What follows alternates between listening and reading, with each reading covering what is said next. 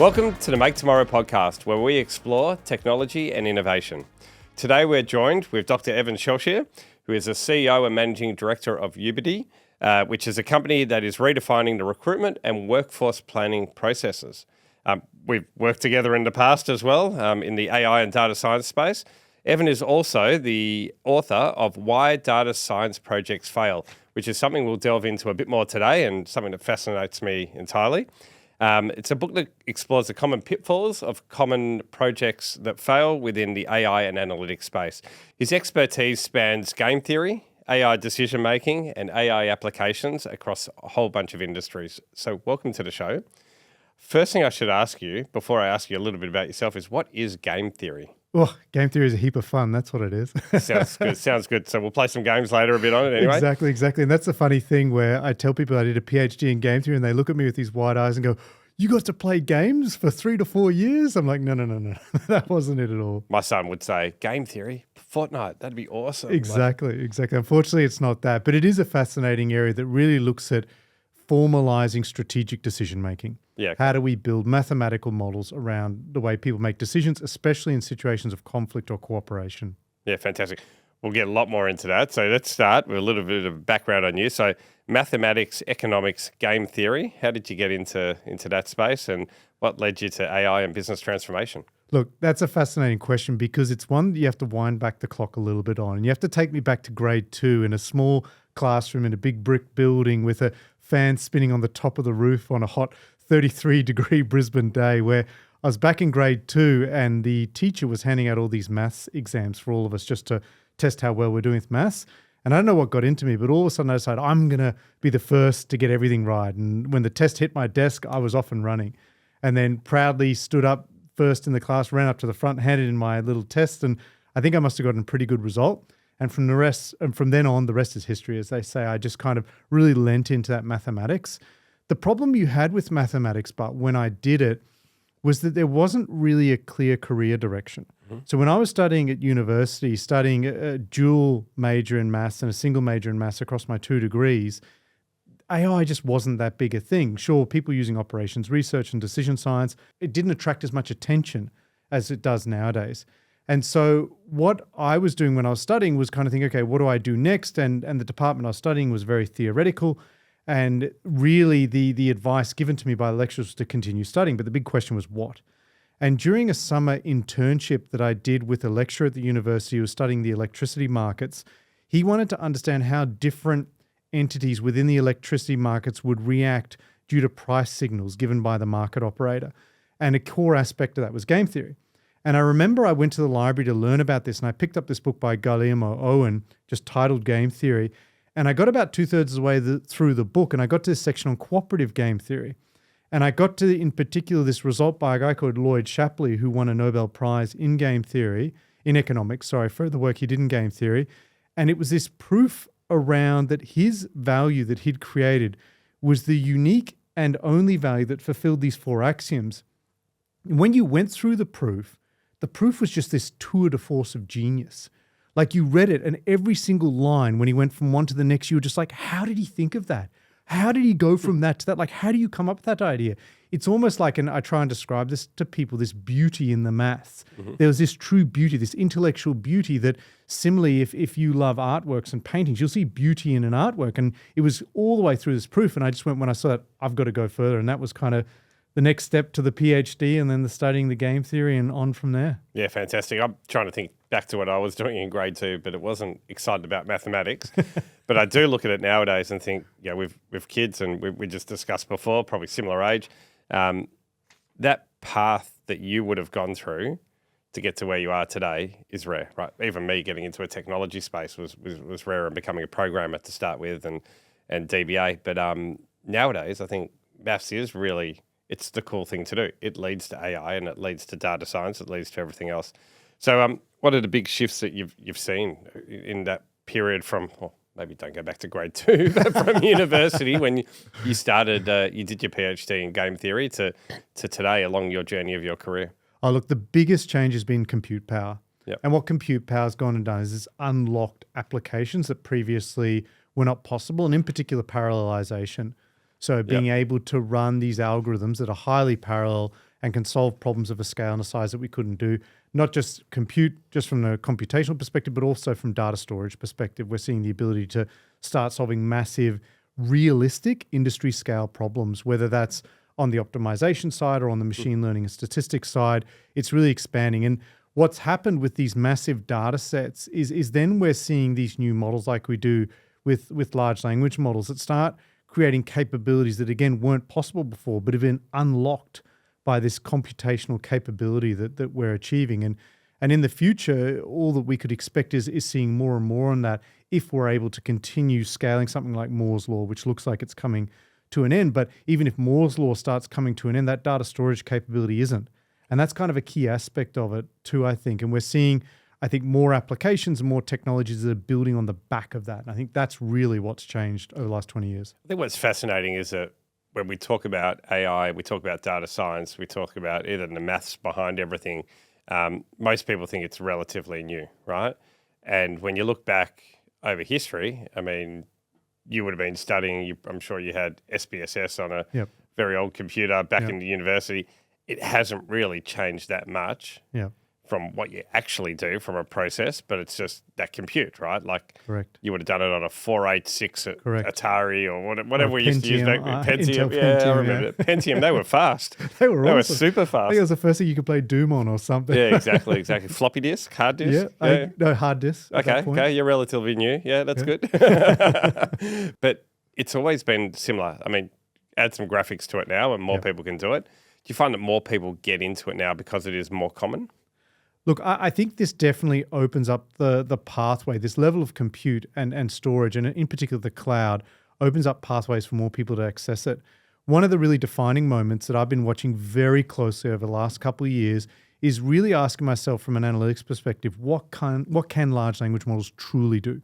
Because they're soaking up and they're vacuuming up so much information that they're learning patterns that we don't even know about until we start really querying the limits. Like we assume they can't do certain things, but they're starting to do things they really could. And an example of that, I thought initially, okay, they're not going to be able to do things like time series forecasting and these kind of predictive analytics applications because you need to build the model on that wrong. They're really starting to do that. You can throw at a large language model, here's a data set, here's information around the industry, and it'll pull from its own database and augment what you've told it with what it knows to build a better sort of forecasting model. And then I thought, okay, it's not impossible that it can do predictive analytics because all it is really is a large engine that just predicts the next word, that predicts the most likely next thing. That's what it's doing. So it wasn't perhaps unreasonable to think it could do that. The next frontier is now prescriptive analytics. So optimization, I thought there's no way it can do that because you've got to build the model, you've got to build the objective function, the constraints and everything. It can't just do that off the bat. It's just a predictive engine. And now I'm seeing applications where it's starting to do that. Now, admittedly, it's approaching it from many different ways. One way is you ask it to write the code, it can do it. But I'm more interested in just saying, hey, look, here's the whole problem in its entirety. Just solve it. And we're starting to see applications like that, which is the final frontier for me almost. I thought if it can do that, it really can start almost doing anything on the analytics front. Yeah. Given your background and given their models that you can write yourself, right? Yeah. And most people can't. Yeah. So people will start relying on it. And we'll get onto your book in a second because it's probably where this will feed into. Can you see like big pitfalls that people are going to fall into through that? Like hallucinations all the time. Like would you be, go solve this problem, it solves it wrong and we have a disaster of some sort? Oh, absolutely. And I think a problem is you can't just trust it. If you're not an expert in the area you're asking it to do something, I think you're in trouble. It's going to cause a lot of problems. So I recently started solving a problem in the food manufacturing space we're creating an optimization engine for it. And I thought, look, here's what I'll do. I'll get it to write the code. I'll get it to do everything because I had some really good experiences with it in 2023 doing some machine learning pipelines to predict what characteristics on a candidate's CVs are most likely or most correlated with the probability of them being hired. So what's the best indicators of that? And it did really well. It smashed that out in no time at all. In 3 hours, it wrote code that I knew historically would take a week to 2 weeks. Mm-hmm. And so I thought, here's a great optimization problem. Let's throw it at. Miserable failure. It produced all this code. It did the wrong stuff. I could only see that because I can read the code and I know what it's doing and saying, that's completely wrong. It's going to solve the wrong problem. And what I ended up having to do was having to provide it with the core of the problem and say, now with the core, iterate on this until you get me what I want. And then it could do it. But you're exactly right. There are enormous dangers for non-experts to try and walk into areas, where they have no experience and pretend that it's going to solve their problem for them. It won't. So if I couple together the two kind of concepts we've talked about so far, you've got compute power, which is growing at a rapid rate. You've got the ability for an LLM to solve some of these problems, but you still need to have the expert in the middle. And that's what we always advise any of our customers. That's what I tell people personally as well. It's like, well, you wouldn't write a speech without reading over it in ChatGPT. You wouldn't write any code without going back through it as well. So talk to us a little bit about your book. So why data science projects fail, right?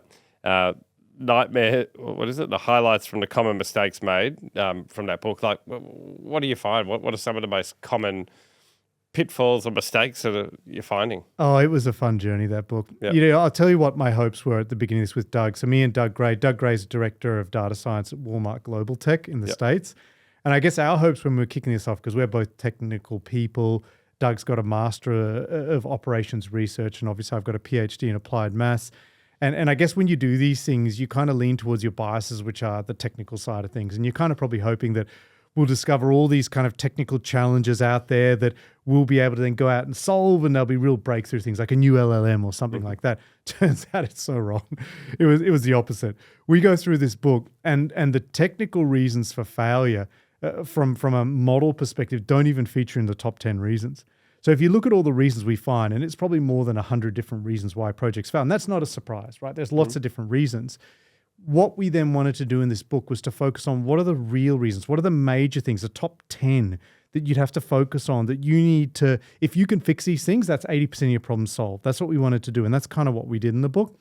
And from the major reasons, what becomes unfortunate when we did the research, whether the reasons everyone knows. They're the things that if I tell you, like, duh, of course. And the top three literally are, you don't have a AI project aligned with a business strategy. So you're just trying to do AI for the sake of AI. And the way you see that happen is an organization looks at its competitors, realizes it, they're all doing AI and their stock price is going up, and say, we need AI, so I've got an announceable.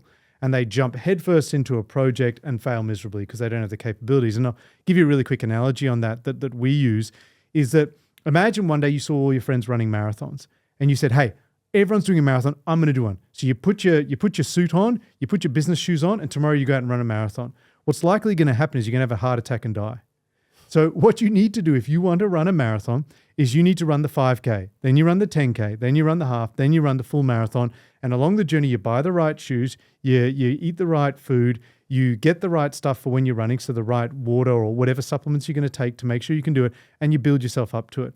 And that's kind of the major issue where we see these AI projects not aligned with the business strategy. The company hasn't grown to it, and they need to grow to that capability.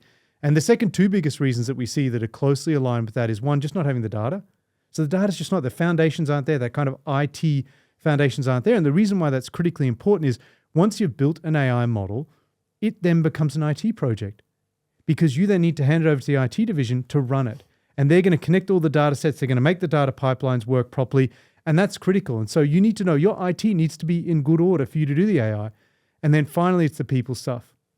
So it's actually having the right people with the right skills there. And they're kind of the top three reasons. No surprises, but keep seeing them happen over and over again. It's kind of similar to most projects in IT, isn't it? Like the same pitfalls and failures. If you don't have a line to the strategy, you don't have the people, and you don't know what business problem you're solving, that's fantastic.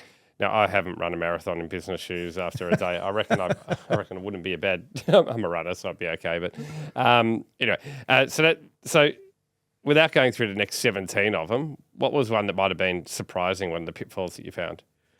A surprising one, I think for me, the surprising ones were really around that kind of leadership, lack of leadership buy-in. So you'd think that because AI projects are so important and because there's really a focus on them, that it would be permeating the whole organization. But within the top 10 reasons, we found two major issues.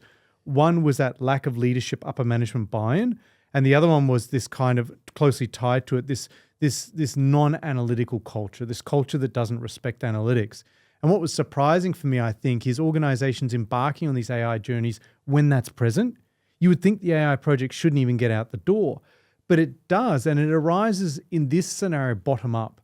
So it's these people that see this problem within the organization, and they're on the front line, and they go out and try and solve it, and it just gets shot down and shredded to pieces. Even though it adds a lot of value to the organization, even though it'd be a great use case, it gets pulled apart and it fails because they just can't get the upper management buy-in. And for me, that's kind of a core tenet of innovation, is that the people on the coalface, the people on the front lines are going to be some of the best innovators because they know exactly what the problems are. And you would think the support would be there, especially in this current AI climate that we're in, but it's just not, which for me was a bit of a surprise, to be honest. So when I'm on Instagram, I see everyone saying, if you're not using AI, your business is dead, right? Yeah. It's all that different stuff. And the rise of all these AI experts. I love them. Oh, my God. Don't Every even start. person's an AI Don't expert. start. And they're all marketing people, by the way. Yeah. It's all it is. It's marketing, and you got to use AI to do this and Oh, that. man. Let's educate people just a little bit here, right? Yep. When did you write the book? So the process of writing the book began in 2023, so start of 2023, and we'd finished it by early 2024, and then it was released September 2024. Okay. How long have you been doing AI for? Probably since I graduated from my PhD, and even probably during the PhD a bit, so that would have been 2009. Okay. The reason I'm going back in the dates here is because most people think that AI was born, was it September 22, right? Yeah, Sam Altman releases ChatGPT, and all of a sudden it's live, right? And what we like to educate people on is that it goes all the way back. It's statistical. Insurance companies have been using it to write your premiums and claims since before you were born, right? Yep. And they've got the biggest teams of them. So this has been going around for a long time. So when we talk about AI and we educate people in it and the pitfalls and what you need to do and stuff, there's no difference today just because ChatGPT is available and easy to use, right, to what it was in the past. And it makes it something you really got to think about, like what is it going to do to change the business? I think one of the most important things we talked about before was compute power, right? Because when I look back at, the last sort of 15 years of technology history, right, 2010 was when the mobile phone came out. Yeah, the smartphone. The smartphone. Yeah. Sorry, not the mobile phone, you're right. So smartphone. So you've now got more compute power in your pocket than you would have had when you started your career in doing SPSS on a hard disk, right? In the 90s, yeah. Yeah, exactly. So that's what makes it more powerful, not necessarily a lot of these applications coming out. And what's most important is obviously, as you said, it's around understanding the business process, having an LLM, having something that you can actually, train, and you're in the middle that it's going to do the right thing. Yep. How can companies build these AI strategies? Like a lot of them are out there seeing these things, and I think AI will change, right? Yep. What would a good starting point for a company to be when they say, okay, I'm going to go on an AI journey. I need to find that strategy that fits into it. Where would you suggest they look? Yeah, you need to know where you are. Yep. First of all, you need an honest look at where you are on that journey. You may not be starting at ground zero. Yep. Right. You might be well into that. You might already have some people in the organizations building AI applications. You need to get a view of where you are and where you want to go. One of the most important things, and you see it in these books, like these books out there, like the AI first company and all this stuff, and that's misleading. For anyone listening, don't pay attention to this kind of approach. It's AI first anything. You are what you do in industry first. That's what you are. You are industry first. AI, its job and what it should be doing is supporting that. It supports the core business. It's a critical support, just like IT is. These are fundamental things you can't live without, but it supports the business. Its job is, one, to make you more efficient and be better at what you do, not that you stop doing what you're doing all of a sudden. That people I see out there, too often it becomes the cart before the horse, that it's now AI's leading the conversation to the business. It's the other way around. And so for the business, I think what it needs to do is understand what its kind of major problems are. The first thing for them to understand is if they're not using AI, let's say this case here, is if you're at the very beginning, if you're at ground zero, you need to build yourself up to get to one, right? You can't just jump from 0 to 1. And the way you do that is lots of little steps. And the first step would be is find some place in the business where there's some data you trust. Hopefully that's finance. Hopefully you trust your finance numbers. At least that should be clean. Because if that's not clean, forget AI. You've got way bigger problems. And what you can do there is you can begin doing things like just building dashboards. Build some dashboards around that data. And why that's good is you've probably got an intuition of what's right or wrong. You should have an intuition for what you should be seeing. So you build up some trust to some data you've got and some data that's really important, data that you should be looking at. Then what you can do is build predictive models off the end of that. And you can start saying, okay, what are my forecasted sales? What are my forecasted costs? forecast other aspects of your business. And that's a great first step because it adds a lot of value, helps you plan your business better. So you're on your AI journey now and you can keep building from there. But what you're doing with each of those steps is you're focusing them around answering key questions that are important to the business. And if you then want to get to the point that you want to build serious AI solutions, the first thing to recognize is AI improves areas of the business typically around the 10%ish mark. And we call that out in the book. It doesn't suddenly make you 2 times better at what you do or 10 times better. It doesn't do that. Typically, let's say if you're using it for a rostering, you want to roster your staff better, it might do that 10% better on the cost basis, okay? So what you want to do as a business is make sure that that problem's big enough so that 10% is worth enough that it's worth investing that money to build an AI system, because you're not going to get out the door with a big company for building an AI system under $500,000. One of the unfortunate things I used to have, and this is kind of why me and Doug wrote that book, is these expectations are going around that you could build an AI system for 50 grand nowadays. It's so easy. Just go and do it. Here's our data. It's on these pieces of paper. Can't you turn that into an AI system? No, you can't. And so what was happening is people had to do a whole bit of IT work, some data cleansing, data pipelines, all that, and it would cost a fair bit. And they go, wow, that's a lot of money. You say, yes, that's why we're aiming for a part of the business where 10% is worth 10 million. So it's worth you investing in it in the first place. So it's at 80%. What is that? Invest 80% for majority of it, or the 20% that's going to improve it. That's fantastic. I think it is. That's exactly right. And I like what you said at the beginning as well around you're not an AI business that goes into an industry. You're in an industry, and you need to improve from that area. And that's critical, right? It's to get that competitive advantage. Correct. Yep. Correct. And you are right what you said before in the sense of there are companies that if they build themselves digital first and have that mindset, they can potentially disrupt other entities. It's not impossible for other organizations to change and adapt, especially if they're not too stuck in their ways. Examples are Amazon versus Walmart. And I got to learn intimately about Walmart from Doug when he came out to Australia last year. And sure, Amazon was always kind of digital first, but there's disadvantages with that too. It's not that everything's an advantage. And what Walmart's done in the ensuing 10 years, which has been excellent for it that Amazon exists, is they fully digitized things. They use robots everywhere. Doug talked about his forecasting as a service systems that they use there, where they've got thousands of forecasting models, and they're forecasting not just demand side, but also supply side of the business. And they're fully digitized themselves. And they're really embarking on this journey. A company can do it. Any company can do it. And I would actually say that those companies that weren't digital first, but are deep in the industry, have an advantage over their digital competitors. They just need to change. Fantastic. Now, game theory is powerful in decision-making as well, and in AI.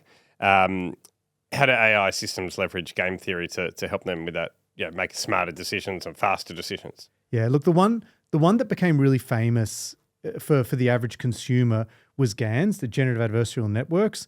And what they could do is they use this system of a discriminator and a generator where they compete against each other to be able to generate an image that became more and more realistic. So you couldn't tell if it was fake or not. And they'd use game theory concepts like Nash equilibrium to find the point where they're both going to choose strategies to beat each other at this little game that they were playing.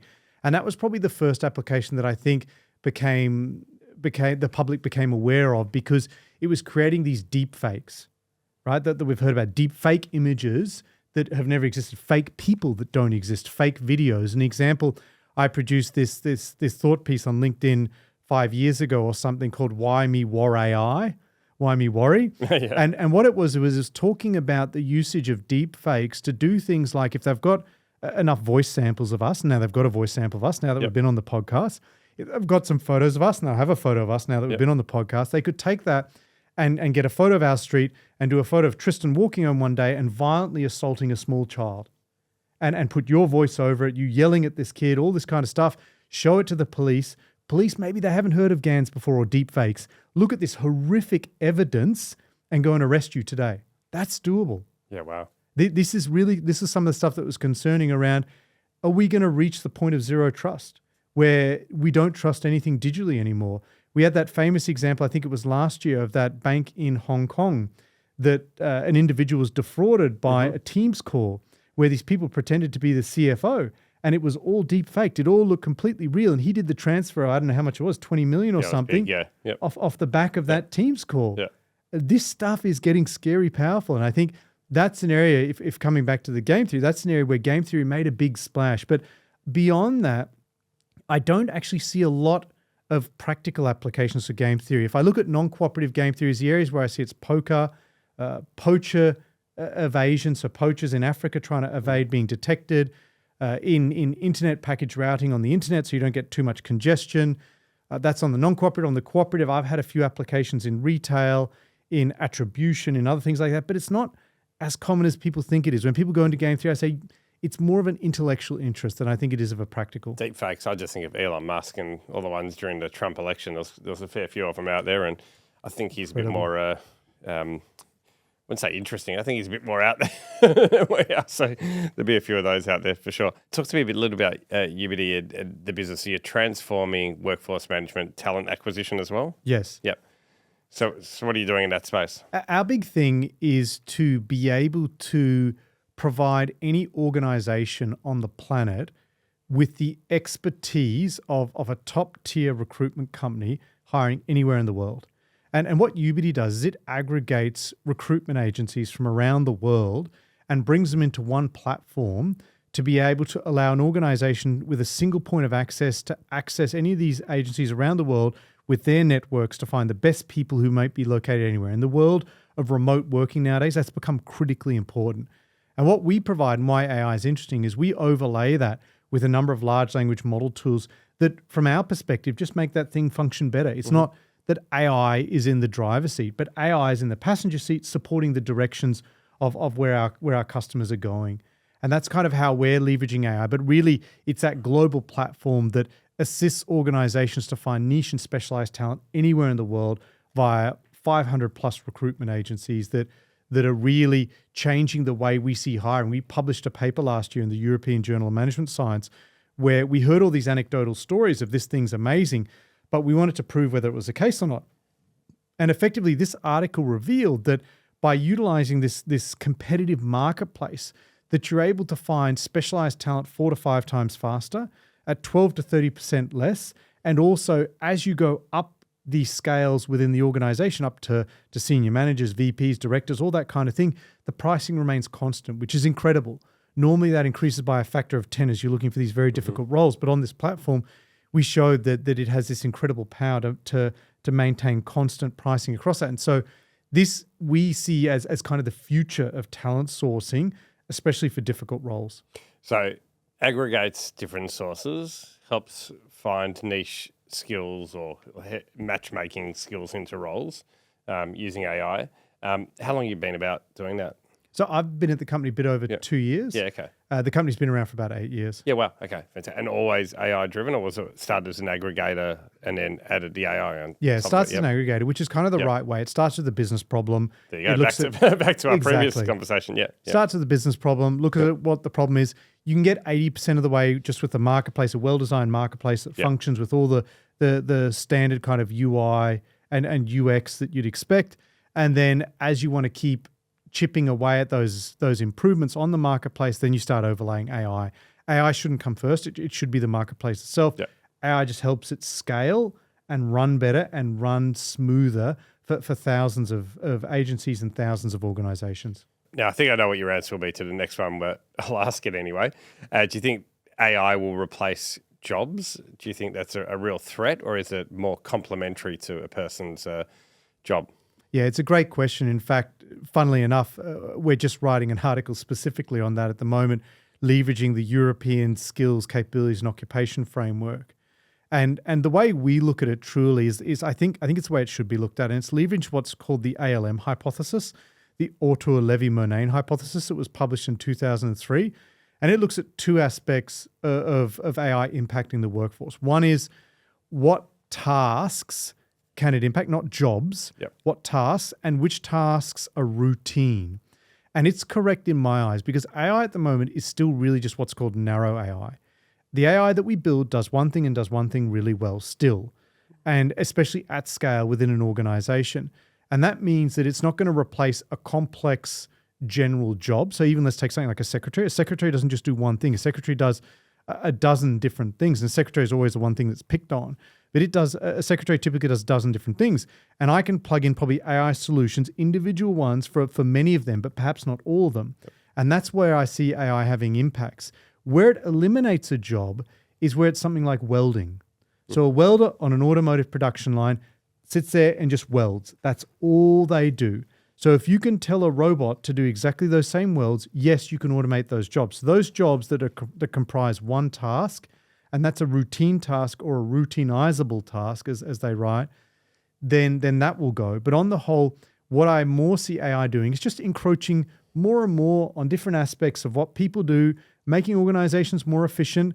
That product management team that used to write user stories, that used to have 4 product managers, maybe it gets away with 3 now because it can be a little bit more efficient. It's not because a whole job's been eliminated, but it's because those other people have now more time to do more because some parts of their jobs have been automated. That's more the way I see it happening. So making people more productive, Yes, effectively to do their job a bit better and get more out of them, which I think is, like, for me in businesses as well, it's it really comes down to that leverage of, if you can make someone more effective, if you can add automation into the process, you can eliminate error. Yes. And you can get more done, which means you can serve more customers. Yes. And that's kind of the way that I look at it. And I'll be honest with you, all our customers that I deal with look at it that way too. They don't look at, can we eliminate people? Because then it's like what you're saying is, well, now I'm going to remain the same because I've gained this efficiency, but I've lost people. So on the whole, I'm net neutral. Whereas if you keep the people, what you're saying is I'm growing. Yep. I want to keep that whole team on AI, now go up to the next level. It's that pessimistic view. It's like AI will, it's like robots are going to replace us, right? Robots will take over the world. How many times would you get asked that question? It's like, it hasn't happened. And it won't happen. And, and if they do, you can burn this record. But I think let's jump into one of those examples because this is going to be on everyone's mind. Right now, what's happening globally that we're seeing is a lot of humanoid robots coming out. Tesla's building them. Everyone's building them. Everyone's going, wow, all our home chores and all these kind of things are going to disappear. Yep. These things will be doing. It's not quite correct. Just the other day, I was getting frustrated with my mobile phone. And the reason for this was because it had run an update. And this security update, had broken a bunch of functionality. Now imagine that robot in your home gets its 3rd update and that update breaks it. Yep. And now the robot's not working anymore. This is going to be real life. Like, we're still going to face this 20% of edge cases that we're going to struggle, which is why we still don't have fully autonomous vehicles. Mm-hmm. It's that last mile that just gets us. And for these robots that are going to come into our lives and do our chores, it'll be that update that makes them break down. And now you're stuffed because you get home and your washing machine's flooding your house, your dishwasher's spraying water everywhere because the robot broke because an update got pushed through that broke it. So I had one on the weekend where my car was giving me a warning message to say you're in 2-wheel mode.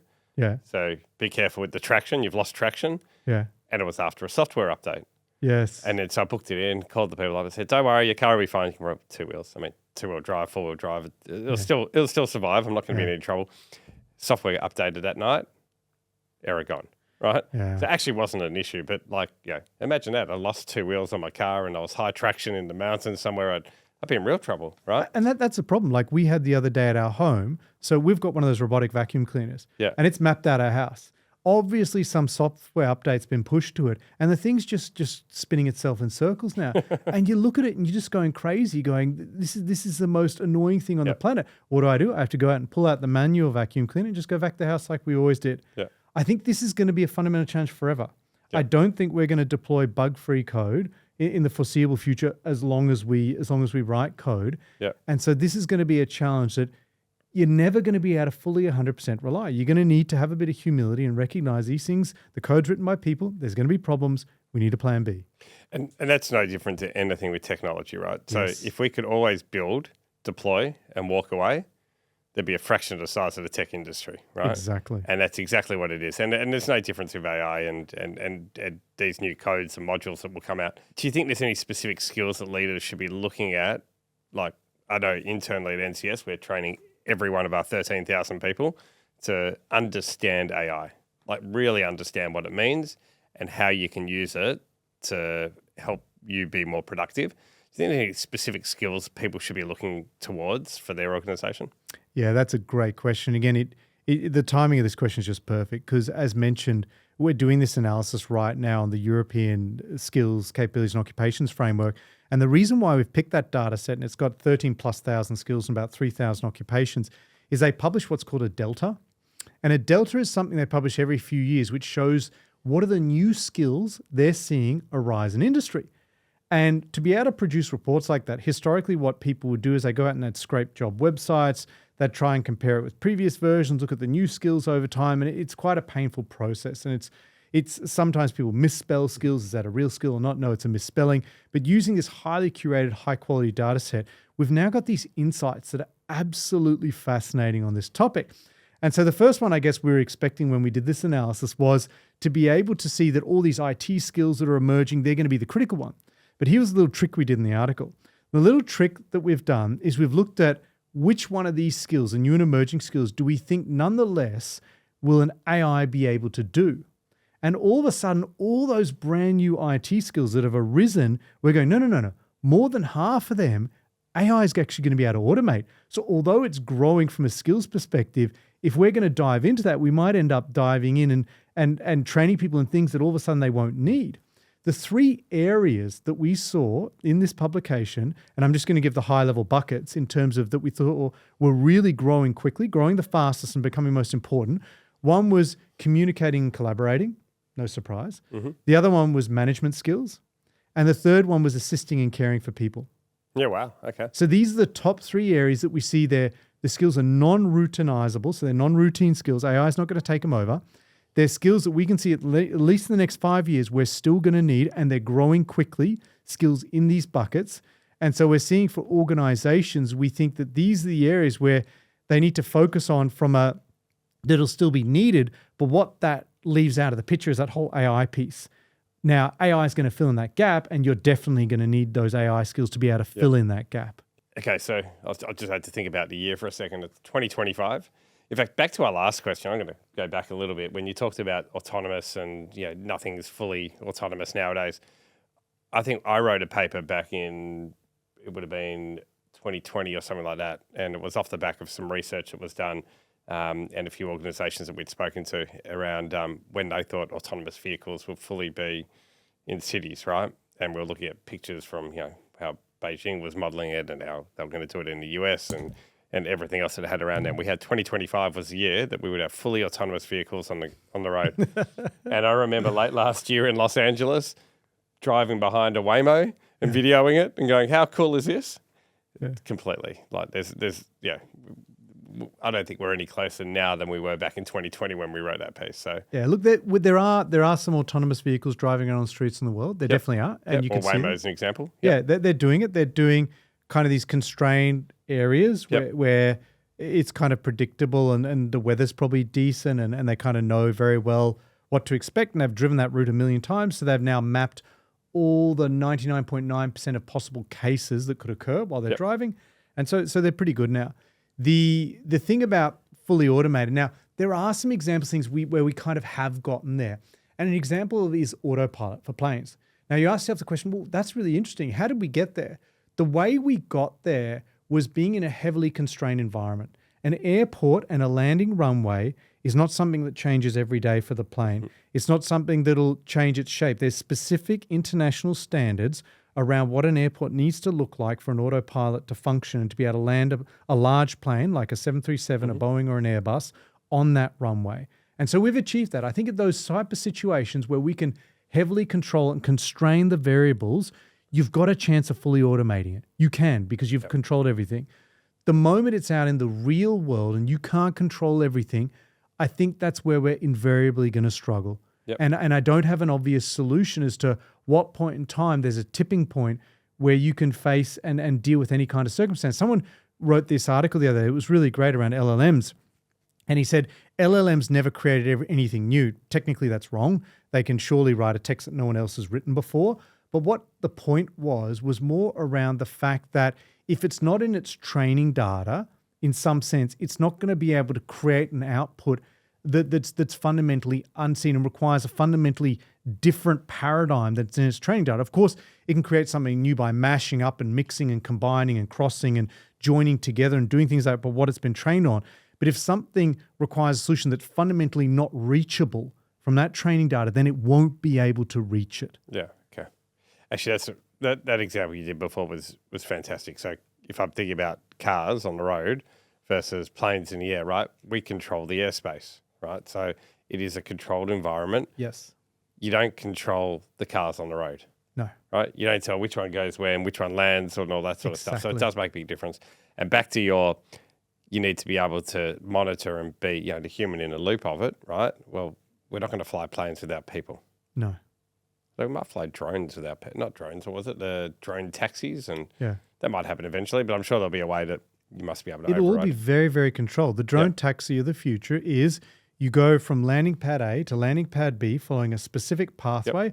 Before you fly it, an entity like CASA gives you authority, or the air authority gives you authority that air pathway is yours and clear for the journey of for the duration of your journey. Yep. You'll get that, right? And that's, see, again, where it's very controlled. It is. The moment a bird flies up and smashes into the side of your drone, all hell goes loose. We saw that there was that famous movie on that airplane pilot that took off from the East Coast of New York and came up, and I think a set of geese took out both engines, and he landed on the Hudson River. Tom Hanks played the pilot. And that's, you're in trouble at that point. The way the failure mode is sometimes unpredictable, and the humans, what we can do is deal with that failure mode of the plane in that unpredictable circumstance. So back to 2025, what's your biggest prediction for analytics or AI this year? Yeah, look, mine is really the maturing of applications built off the back of large language models. I really think that's where we're going. And whether that's agentic AI or something like that, I think we're going to see a lot of great solutions this year that are maturing, that are now not just a proof of concept. Mm-hmm. It's easy to put up a headline and announce something and make a claim on a proof of concept, but I'm talking about deploying to production full-time, having an impact, these kind of tools. And we're seeing it with companies like Cursor AI, which now became, I think, the fastest company on the planet ever to hit 100 million in recurring revenue. Yep. And these other tools that are now really hitting their straps, getting into production, being used daily. And I think that tools off the back of LLMs doing that kind of stuff are really where we're at. There's a lot of other really exciting technologies. I gave an example before to begin with about LLMs creeping into areas where I didn't think it was possible. Mm-hmm. I saw this wonderful tool, time series LLM, that's now a large language model for predicting time series, and it just looked incredible. And I think things like that are going to become more and more commonplace, and they're really going to start having an impact. So they're going to be felt by businesses on their bottom line, and those improvements are going to get realized, which hopefully will lead to more investments and keep accelerating that cycle. Yeah. Fantastic. Two last questions, final thoughts. I reckon we could talk all day on this. And there's all these things churning in my mind at the moment, like all these different business ideas. So I have to end so I can write them down just off the back of this conversation so I don't forget. But what's one thing about AI people most misunderstand? Yeah, I think the speed of it, people most misunderstand. They overestimate the speed in the short term and underestimate in the long term, which is a famous law that others have coined historically. And this leads to comments that I see people on social media, and it just hurts me when I read it, especially when ChatGPT came out. Everyone just wanted to, like you said, the marketers wanted to just, or whoever it was, let's not blame the marketers, that's probably unfair, but whoever it was just wanted to go out there and just, everything's now exponential, and they didn't even know what the word exponential means. I was reading a book the other day where they talk about a polynomial function and calling it exponential, and it just hurt my brain. But they talk about everything being exponential and going, well, no, wait a second. What's happened here with ChatGPT is this is a 10-year legacy. We had GPT-1, we had GPT-2, we had GPT-3, we had 3.5, then we had ChatGPT, then we have 4, and they're saying everything's going faster and faster. No, what's actually happened is they've reached a proof point, money's flowing in, and now they can move a little bit quicker. It's not exponential. Mm-hmm. And we're even seeing with GPT-5 what it actually is, and Sam Altman's announced it, it's a mashup of a whole bunch of other models. It's not AGI. As was continuously being claimed. It's a mix of a set of specific models that are good for the tasks they're good at. And so I think what a lot of people get wrong and a misunderstanding is the speed. I think it's a lot slower than people think it is. And it's like these people that are overnight successes that were 10 years in the making, right? They only see the final headline, but they don't see what went behind the scenes. Yeah. So you can't go and create a ChatGPT overnight, basically. And you've back to what you said before, you've got to have the business, and then you've got to build the AI solution on top of it. And even if people look at DeepSeek and go, Tristan, Evan, you're wrong. Look at DeepSeek. Look what they did. They're wrong. They're wrong. DeepSeek builds on the back of a lot of work done by a lot of other people. That they build a model for $5 million. I do not buy it for 1 second. They would have done a lot of stuff and just claimed a specific figure that suit them for a headline. Excellent, good marketing. Well done. You got a lot of attention. And the fact that that now people are saying they can build a model for $50 or so. Like, come on, wait. We've got to get beyond the headlines, dig deeper, compare apples for apples, and we'll see it's just not true. Yeah. What excites you the most about the future of AI?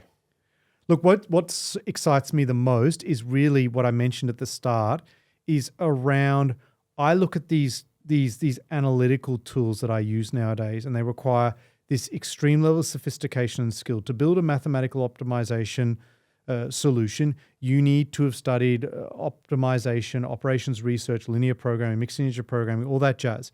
What I see with these tools that really excites me, and as a coder, it's a grind for me. Looking for bugs, solving all this stuff drives me nuts.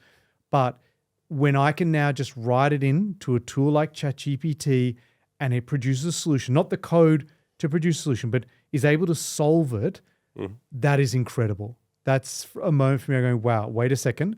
What should we be teaching kids? And that's a big thing for me because I'm an adjunct professor at the University of Queensland. I teach the 4th year business analytics strategy.